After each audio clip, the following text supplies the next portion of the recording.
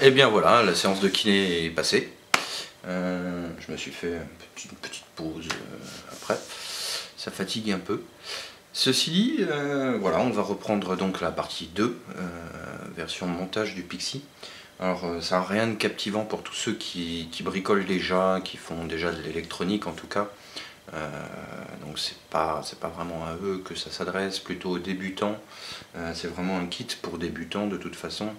Alors débutants, mais à savoir que c'est un kit qui est quand même destiné normalement aux radio amateurs. Donc débutants, radio amateurs, on va dire. Donc on avait terminé le montage dans la partie numéro 1, on avait terminé le montage des résistances. Donc maintenant on va s'attaquer au montage des transistors céramiques ou des diodes. Enfin on va s'attaquer au reste en fait tout simplement. Donc je vais rebraquer la caméra sur la zone de montage et puis bah, je commenterai au fur et à mesure, voilà, tout simplement.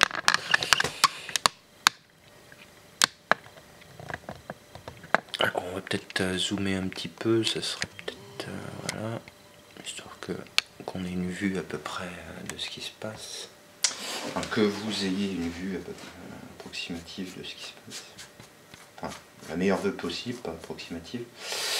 Donc je rattaque comme ça là sur le vif.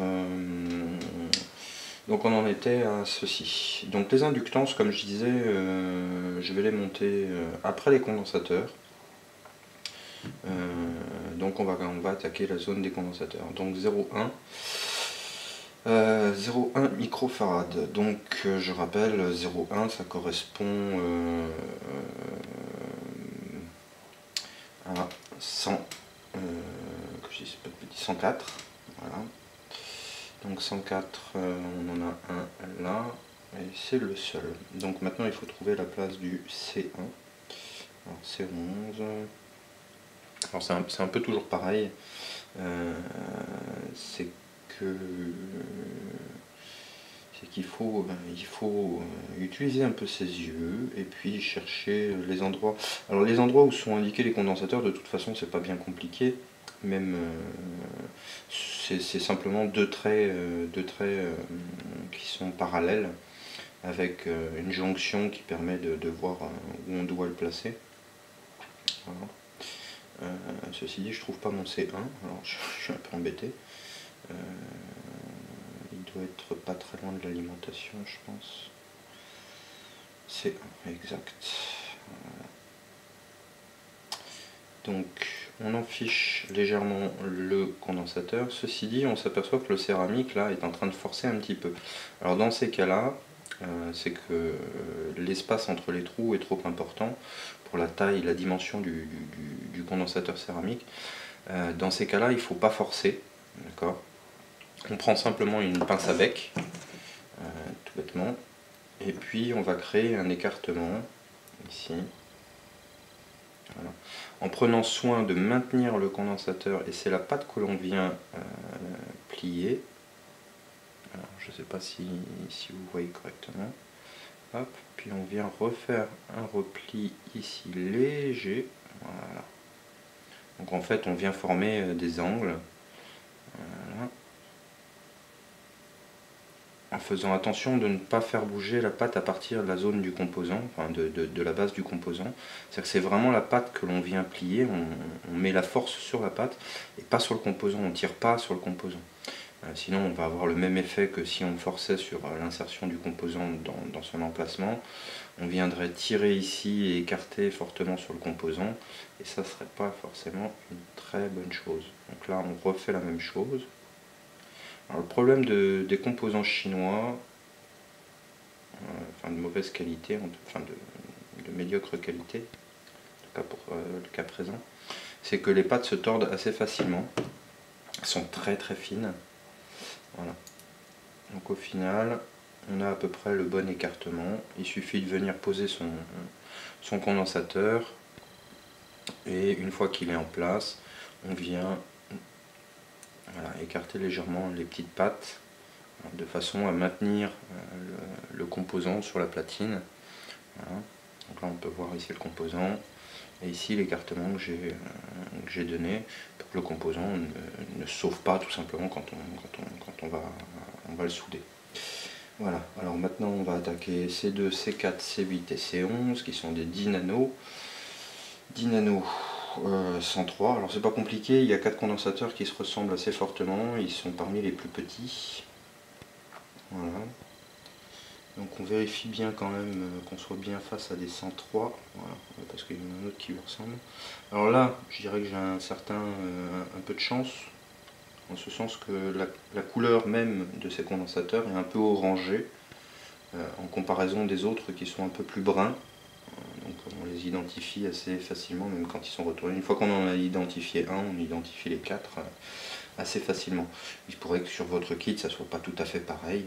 Donc maintenant, on va essayer de repérer sur la platine C2, C4, C8 et C11. Donc j'avais déjà repéré C11. Or là, on s'aperçoit encore une fois que l'écartement, en fait, est beaucoup plus important que l'écartement qu'on a sur le composant. Donc là, on va faire à peu près pareil. C'est-à-dire qu'on va venir pincer le composant, hop, et donner une légère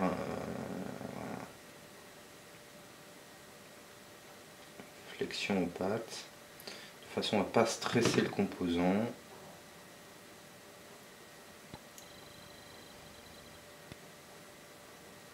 Voilà.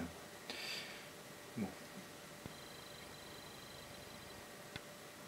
Alors un truc que j'essaye de faire aussi, c'est de faire en sorte que les composants en question aient leur référence visible, donc marquée vers l'extérieur, de façon à ce que je puisse éventuellement voir en cas d'erreur si je me suis pas simplement trompé de bestiaux, quoi. Donc là, celui-là, on va le tordre légèrement par là parce qu'ici on a une autre connectique, donc je sais pas. Oui, a priori, ça pose pas de problème, ils sont reliés de l'autre côté. Donc, voilà. Donc on s'assure simplement que le composant soit en bonne position. Voilà. Donc l'écartement, malheureusement, les trous d'écartement sont pas vraiment correspondants aux composants qui ont été fournis. Donc on a déjà mis C11, on va mettre C8 ou C2 ou C4. C4, composant un peu explosif. Alors, là pareil. Donc là on s'aperçoit que toute la platine a été faite sur le même pas.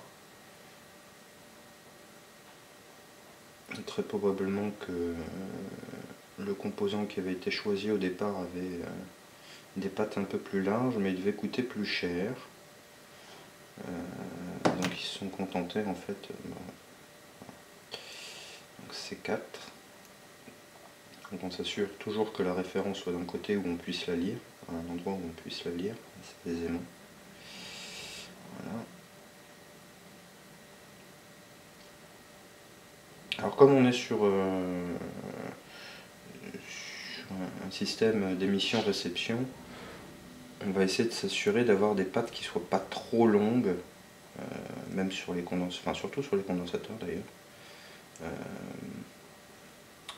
Parce que chaque longueur que l'on a, malheureusement, peut jouer, peut influencer sur le type de montage. Bon là c'est pas quelque chose d'extraordinaire, je dirais, en ce sens que... Alors je prépare déjà les autres composants parce que je pense qu'ils vont être pareils. Alors par contre, ce qui me surprend, c'est quand même... les pattes en question sont vraiment très fines. C'est quelque chose d'assez déroutant, je trouve. Voilà. Donc on a mis C11, C4. On va essayer de trouver C2 et C8.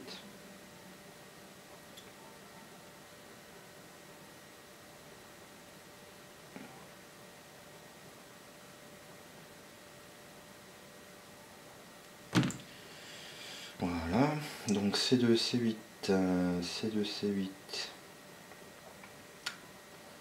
C9. Évidemment, on trouve toujours le condensateur qu'on ne souhaite pas tout de suite.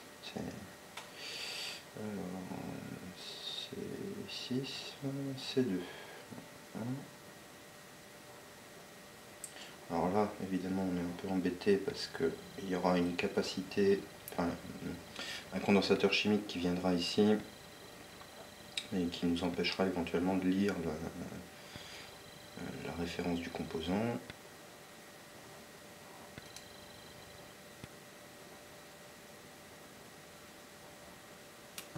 Voilà.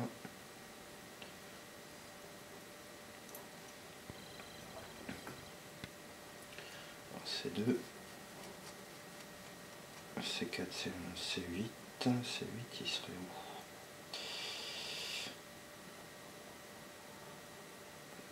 Alors au début c'est un peu normal, c'est un petit peu long, et plus on avance dans le montage généralement, plus ça va rapidement, puisque on a de moins en moins de composants à équiper.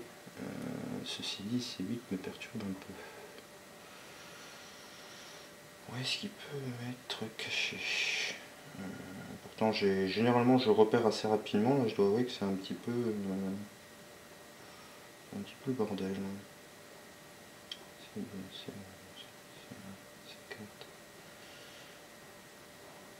Tiens, on voit que le flux, la soudure est passée de l'autre côté. Alors ça c'est notamment lié à la taille du perçage et à la taille des pattes qui sont malheureusement beaucoup trop fines à mon goût. Donc là on va avoir ici un connecteur, un flux à hauteur, il sera peut-être plus lisible, ouais, il sera plus lisible dans ce sens là. Donc là il est dans le bon sens. Voilà.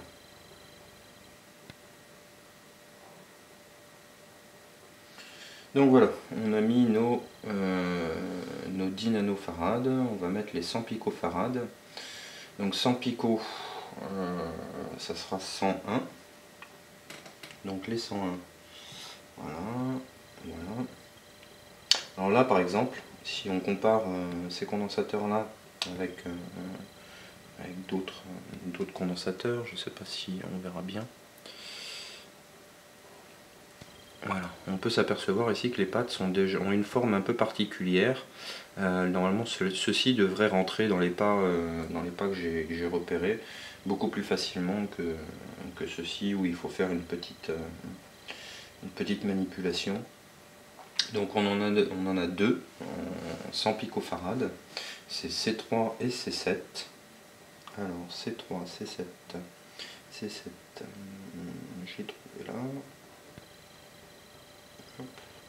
Alors, évidemment avec la forme de ses pattes il va être un peu plus haut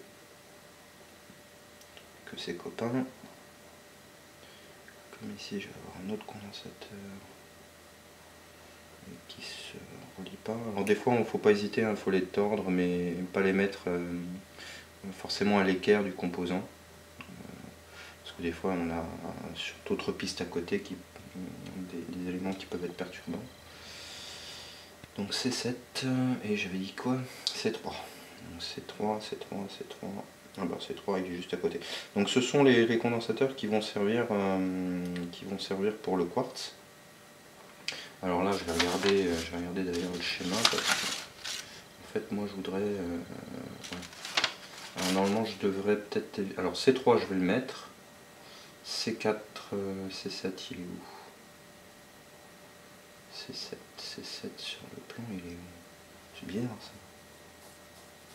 Alors non, c'est pas ceux qui vont sur le quartz d'ailleurs. C3, C7. Ça c'est pas mal, tiens.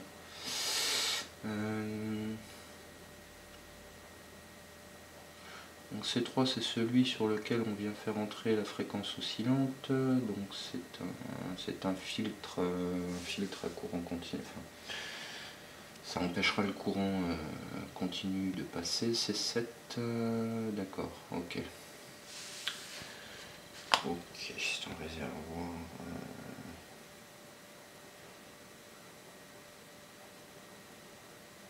Qui vient maintenir une source de tension à la sortie de. Ok, donc on le met aussi. Encore une fois pareil, on vient le tordre légèrement de façon à ce qu'il se mette en place mais qu'il ne fasse pas de court-circuit ce petit. Donc C3, C7 sont en place. Il nous reste 4 condensateurs à mettre, enfin 4 condensateurs céramiques à mettre. On a... qu'est-ce qu'on a encore? C5, C6. Alors ça sera des 470 picots, 471. 471, voilà. Hop. Hop. Alors C5 et C6. C5, C6, C5, C6. Voilà, donc là, facile. Par contre, ce qui me surprend, c'est qu'il est très très haut.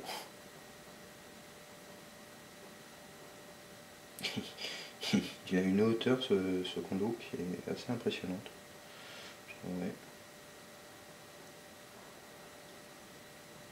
Comparaison des autres. Bref. Alors, C6, C5. Je l'ai vu tout à l'heure. C5.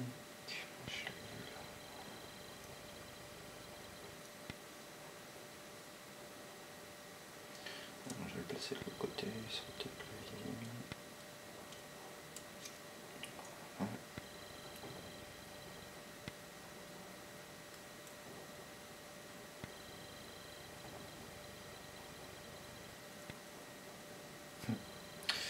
On rappelle bien des souvenirs, ces composants transperçants.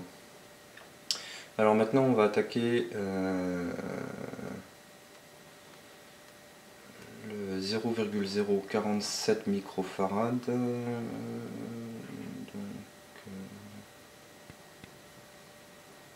473. De toute façon c'est les deux qui restent. Alors, il ne va pas se poser la question. C9 et C10. Alors C9 il est là.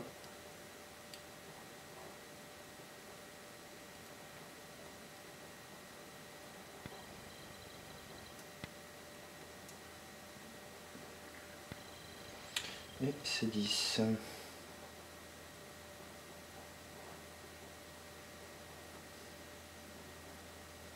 Oui, alors des fois je le fais à la main.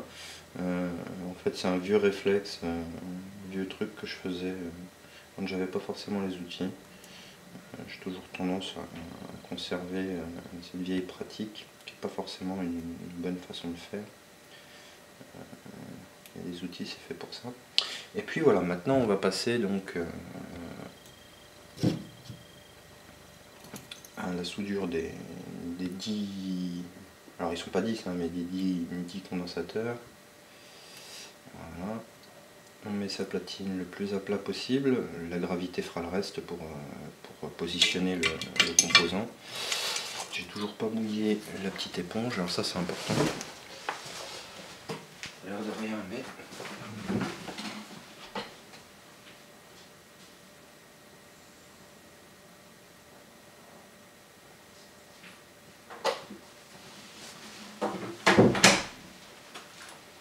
Heureusement que j'habite pas dans un château. Enfin, quoique. Non, en fait, c'est dommage que j'habite pas dans un château. Parce que dans un château, on doit pouvoir mettre plein de trucs.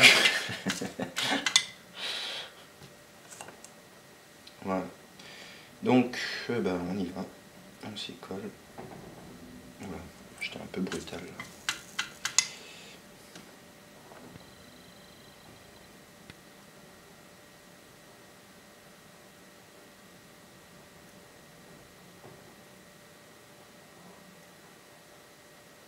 Alors, normalement, il y a une pompe qui permet d'aspirer les fumées de flux. Seulement, si je la mets en route, ça va être fort désagréable. Donc, bon, j'ai longtemps soudé sans pompe aspirante. Je retiens juste mon souffle.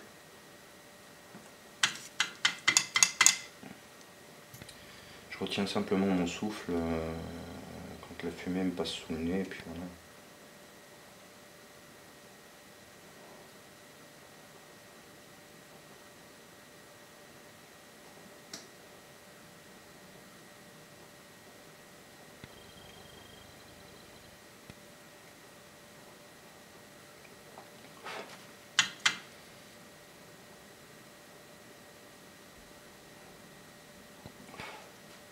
Pas très joli ça.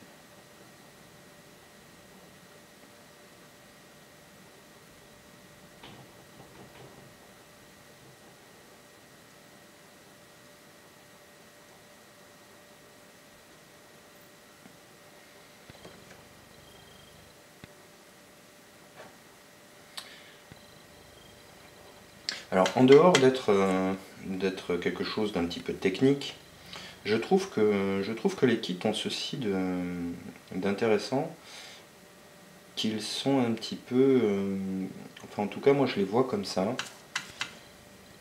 comme des outils de méditation presque. C'est vrai que ça permet de se concentrer sur quelque chose et éventuellement d'oublier un peu tout le reste. C'est vraiment un outil, c'est vraiment un objet de détente.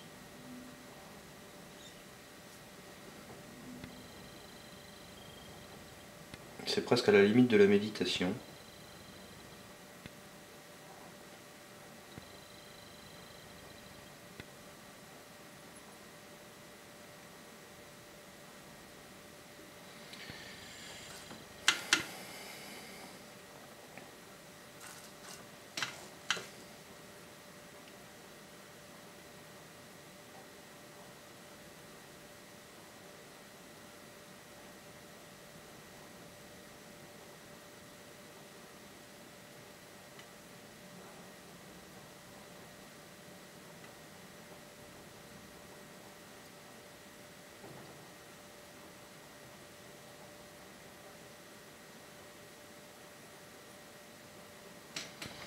Voilà, ça me semble à peu près correct. Alors des fois je fais des petites retouches parce que la brasure se fait absorber par le trou, passe de l'autre côté, et de ce côté-ci en fait on se retrouve avec une brasure qui n'est pas forcément très jolie. Mais bon, ça reste assez fonctionnel dans l'ensemble. Donc voilà, maintenant on peut passer à la coupe. Alors certaines pâtes vont se couper assez facilement. D'autres seront un peu plus complexes selon l'angle de courbure qu'on leur aura donné ou la proximité d'autres points d'étamage. Comme celui-ci par exemple. C'est peut-être une brasure qu'il faudra revoir éventuellement. Il m'arrive de temps en temps, selon les circuits, en fait, après avoir fait mon étamage, et surtout après avoir fait la coupure des pâtes, de reprendre certains points de soudure, de brasure, pour recouvrir en fait la partie de la pâte qui a été sectionnée, de façon à ce qu'elle soit recouverte de brasure. Alors ça a parfois l'avantage sur certains types de composants, notamment quand ils contiennent relativement beaucoup de fer, ce qui doit être le cas de ces pâtes, d'éviter une oxydation, parce qu'en fait là les pâtes des composants sont très souvent en fer et recouvertes de quelque chose qui empêche un petit peu leur oxydation, une sorte de galvanisation je dirais. Ou un étamage, un pré-étamage. Or, lorsque l'on coupe, l'âme même de la connectique se retrouve à l'air et peut faire une oxydation qui va ronger en fait,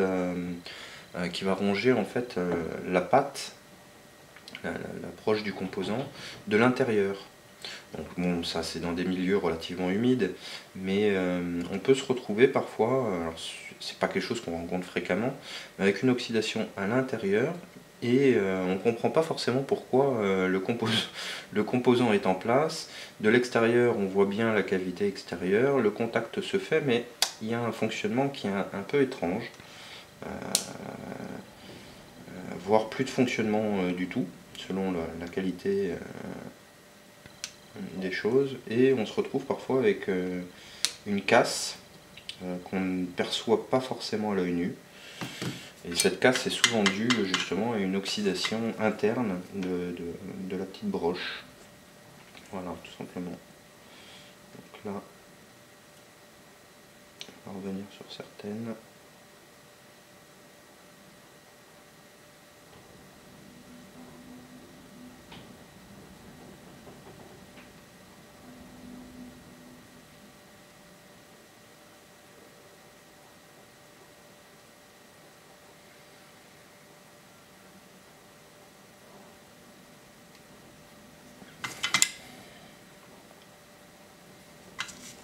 Alors la technique de retenir son souffle, c'est quelque chose que je fais depuis que je suis gamin.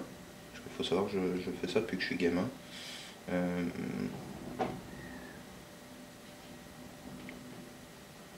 Ça peut valoir de temps en temps des petits soucis.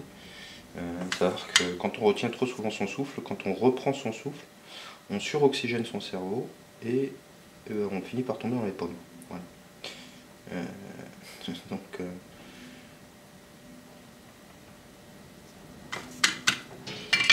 décidément, il y a un de ces vents dehors, c'est incroyable. Alors voilà, on a mis en place nos petits condensateurs. Voilà. Donc là, on voit que la brasure à certains endroits en fait est passée de l'autre côté, ce qui fait des brasures, des brasures sur les deux côtés de la piste, ce qui n'est pas plus mal ensemble. Voilà. Donc là, on peut voir que c'est relativement correct. Alors maintenant, on va placer nos petites diodes. Alors ça va qu'on n'en a pas beaucoup, on en a 3. Alors on va commencer par... ah non, il reste les chimiques. Ouais, mais les chimiques je vais les mettre plus tard, parce que c'est pareil, c'est des composants qui n'aiment pas trop la chaleur. Bon, là je suis pas en train de travailler, il fait pas excessivement chaud, mais dans ma façon de procéder, je préfère d'abord mettre certains types de composants avant d'autres.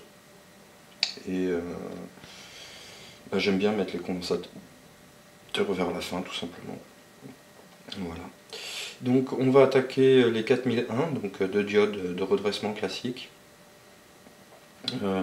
qui vont sur les emplacements D1 et D2. Voilà, donc on les identifie facilement puisque le 4001 est marqué sur la diode. Maintenant, reste à trouver le remplacement. Donc D3, ok, D2, voilà. Alors pareil, elle se monte a priori comme les condensateurs, enfin comme les résistances en verticale. Alors ça c'est évidemment pour donner une surface de plaque la plus petite possible, ce qui permet d'économiser aussi sur le coût global du dispositif. Donc là on se retrouve exactement dans la même situation. Savoir que la diode, il va falloir couder en fait, notamment la patte qui est en haut. Alors il existe deux possibilités la plupart du temps. Ceux qui vont aller vite vont simplement recourber la patte et faire une boucle bien ronde, bien ronde. Voilà. Seulement l'élasticité en fait va pousser légèrement la diode sur le côté et elle va pas être aussi droite que l'on pourrait espérer.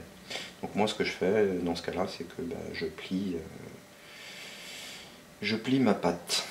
Voilà, tout simplement. Alors je prends à peu près 1 mm du corps. Je plie de façon à ce que la patte reste droite à sortie du corps. Et une fois cette opération faite, je reprends à nouveau la patte et je refais la même manipulation.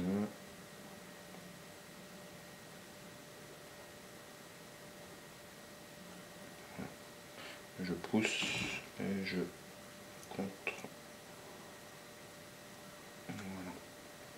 Donc ça nous fait une diode qui vient se positionner à peu près correctement, je dirais.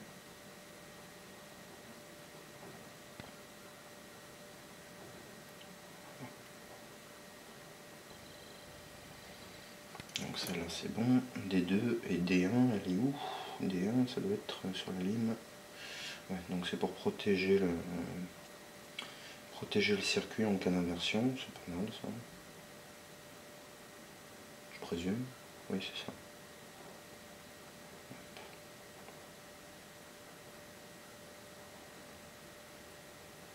Voilà. Donc là D2. Alors pareil, les diodes, c'est des composants qui sont polarisés, donc il faut être attentif au sens du dessin. le dessin qu'on va retrouver sur des schémas ou sur les platines, s'il est indiqué, représente un triangle. Donc un triangle tout simplement, avec une barre à la tête de à sa tête. Le sens en fait de la flèche indique le sens de circulation du courant. La barre indique un barrage qui empêche le courant de passer dans le sens inverse tout simplement.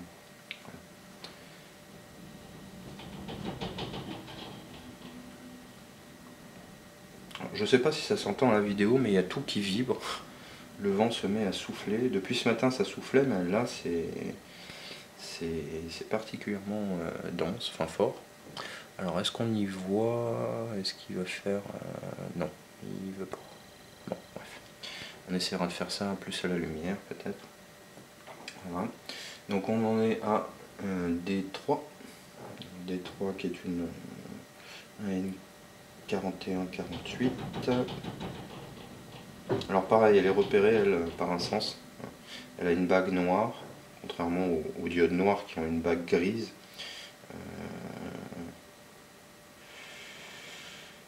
Elle vient se mettre... C'est perturbant ce montage en altitude. D2. Où va D3? C'est bizarre ça. D3, c'est bon. Alors elle se monte comme les autres. Donc vu la taille des trous, j'espère qu'elle passera pas au travers. Je pense pas. Voilà, donc je procède encore une fois de la même façon. Je fais une équerre à 90, puis une deuxième.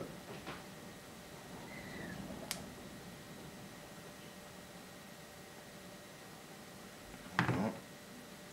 Toujours dans le sens d'implémentation du composant. Donc ça y est, j'avais des 3, je l'ai perdu. Non. Voilà. Notre petite D3, elle est en place.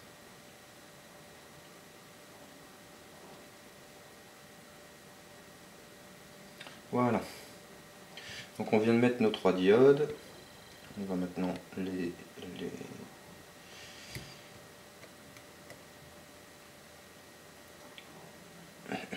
souder.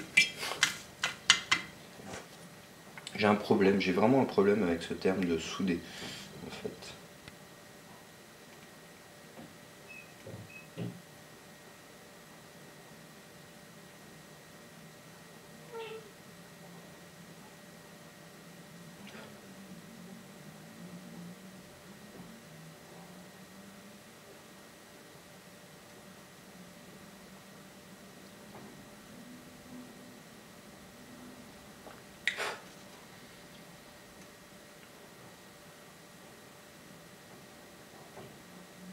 Alors, ça c'est un des trucs qui arrive de temps en temps avec ces espèces de petits bras, c'est assez pénible. De temps en temps, il se desserre un peu. Voilà.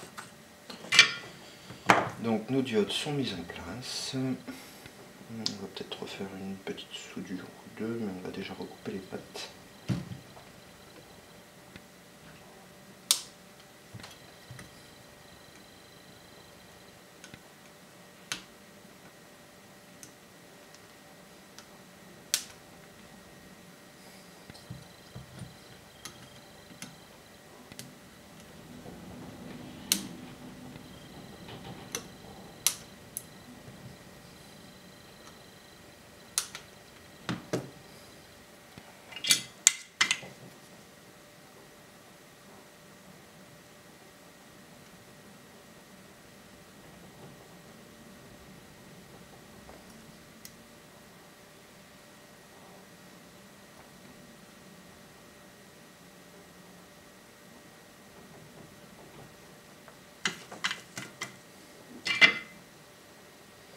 Et voilà, nos diodes sont en place. Un peu de lumière, ça serait bien. Alors on va peut-être faire un petit zoom.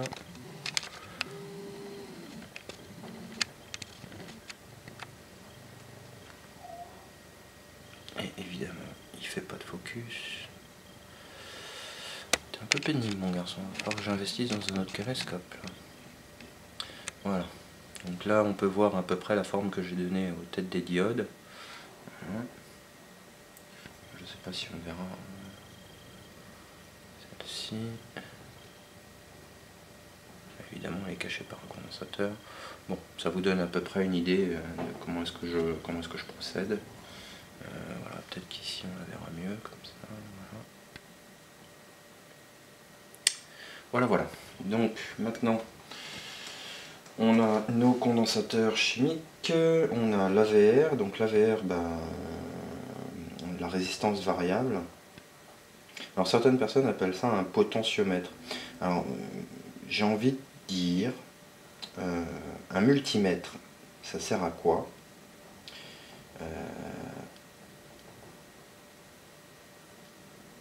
Un décamètre, ça sert à quoi?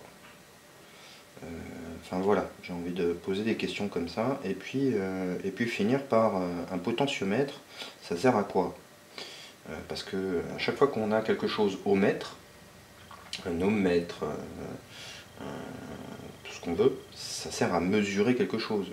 Et là on se retrouve avec un composant qui s'appelle potentiomètre.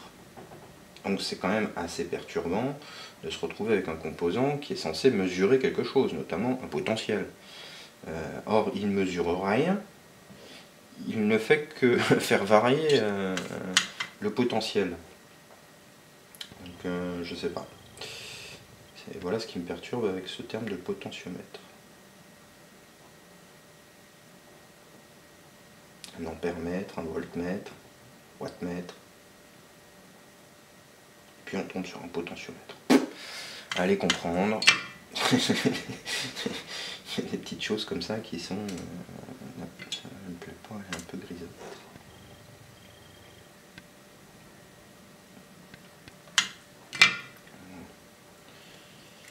Alors, notre potentiomètre. Notre résistance variable est en place. Voilà, maintenant on va passer au condensateur chimique. Les condensateurs chimiques. Alors, on a CP1, CP2, c'est... Alors, ouais, celui-ci, il doit être à côté de la lime, CP1, voilà. Alors là, pareil, bon, ça va que la platine est bien faite. On voit clairement ici, sur la plaque... Ah oui, j'ai pas dézoomé. On voit ici clairement sur la pâte... sur la plaque, pardon. Donc une marque blanche et une marque machin. Donc il suffit simplement de repérer son condensateur, d'accord. Le négatif est indiqué par une espèce de grosse trace blanche avec des fois un moins qui est dessiné, là, notamment c'est le cas. Et ben, il suffit de le mettre tout simplement dans le bon sens, de l'enfoncer suffisamment de façon à ce que ce qui vienne être immobilisé. Voilà. Alors, encore une fois, les pas sont pas forcément respectés ou les condensateurs sont pas ceux qui étaient prévus. Je pense qu'ils étaient prévus pour des modèles un peu plus anciens. Voilà, donc là on est sur des modèles de condensateurs assez petits. Et puis les trois autres condensateurs sont exactement les mêmes, donc il suffit de repérer en fait les gros ronds et de placer les condensateurs dans les bonnes cases. Alors si jamais le marquage du condensateur pas forcément clairement identifié, je dirais que c'est comme pour les diodes électroluminescentes.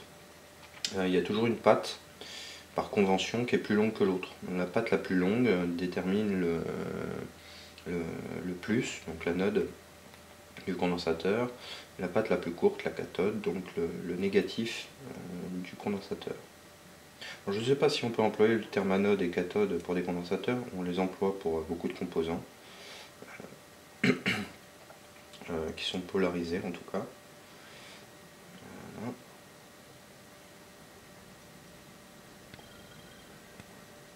Et notre troisième petit condo. Voilà.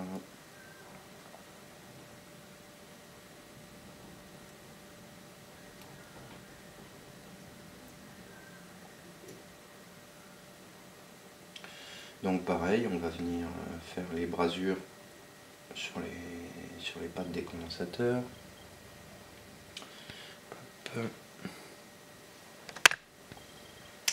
Voilà. ça devrait être assez rapide, je pense.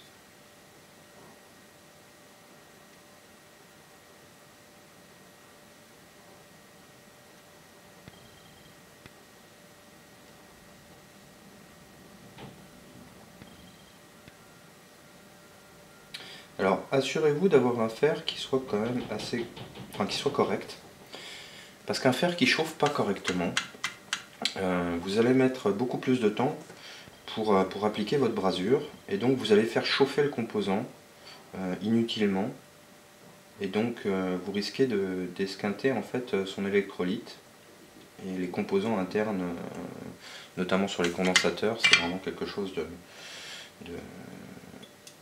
d'assez important, je dirais, comme sur les circuits intégrés ou les transistors ou les diodes, mais sur les condensateurs chimiques tout particulièrement, parce que justement, comme son nom l'indique, il y a de la chimie dedans. Donc la construction de ces condensateurs fait que l'électrolyte qu'il contient ne supporte pas forcément des montées en température importantes. Donc avoir un fer qui chauffe assez fort, bon, sans non plus atteindre des températures excessives, mais là par exemple moi je soude enfin je fais mes brasures à 420 degrés. Alors 420, sachant que 420 c'est ce que mesure, c'est ce qui est mesuré dans le corps du fer. C'est pas ce qu'il y a à la pointe du fer, d'accord. Enfin, c'est rarement correspondant à la température de la pointe du fer. Donc je dois être aux alentours de 390-400 degrés à peu près. Voilà. Ce qui me permet d'appliquer la brasure très rapidement et d'avoir une montée en température sur la pastille et sur la pâte du composant assez rapide, et donc d'appliquer la brasure et de pouvoir retirer rapidement mon fer. Donc en fait la température est importante, mais le composant en lui-même n'a pas forcément le temps de chauffer à proprement parler, contrairement à un fer qui serait plus bas en température et donc qui nécessiterait un temps plus important pour que la température de la pastille, de la pâte et de l'étain atteigne que l'ensemble atteigne une température suffisante pour que l'étain puisse entrer en fusion. Or ce délai va faire que le composant lui va absorber énormément de cette chaleur parce qu'à cause du temps, tout simplement. Voilà. Bon, je m'exprime peut-être pas forcément correctement, hein. Donc voilà, donc on a attaqué ceci. Voilà, on va mettre le petit support ACI, support tulipe. Hop. Donc je sais par expérience que beaucoup d'électroniciens n'aiment pas ces supports tulipes, notamment Philippe de la chaîne Sirob n'aime pas du tout ce genre de support, et je le comprends tout à fait. Ceci dit, dans le cas présent, je dirais que ça ne pose pas tellement de problèmes. Voilà. Donc là, pour faire tenir ce support, l'astuce c'est relativement simple, c'est de courber légèrement, voilà, une des pattes, enfin, légèrement, suffisamment, tout en appuyant donc, sur le support. On vient plier une patte à une extrémité et une patte à l'autre extrémité. Et là, ça tient. Voilà. Bon, alors peut-être qu'on peut insister davantage. Bon, les trous sont vraiment très larges, donc je vais plier 4 pattes. Ouais. Puis il y a une certaine élasticité alors, sur ces supports, ce qui fait que les languettes en fait reviennent en position et du coup le support descend malheureusement. Donc ça c'est pas bien dramatique. Ce qu'on va faire ça. On va mettre un petit point de brasure sur un angle. Hop, on va venir appuyer. Voilà. Et là, une fois que c'est en place, c'est bon. On va faire pareil à l'autre angle.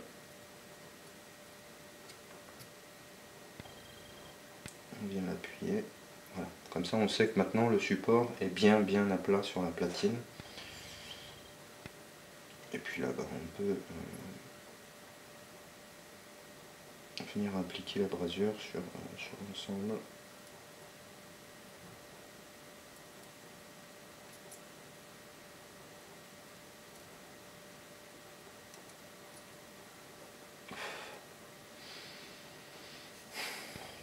Des autres pâtes.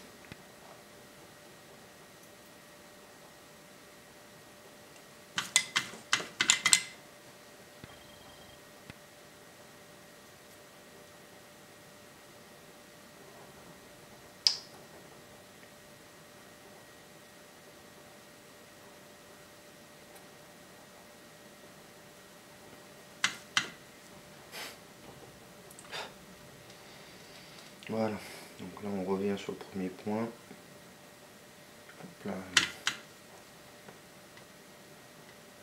Les trous sont vraiment trop importants, ça c'est une catastrophe ce truc.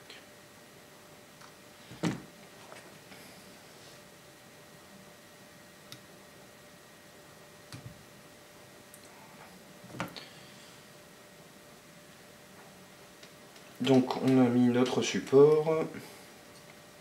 Il ne nous reste plus grand chose. Bon, alors contrairement à ce que j'avais dit, bon, je vais quand même installer le cristal. Je vais essayer de lui trouver un petit support amovible.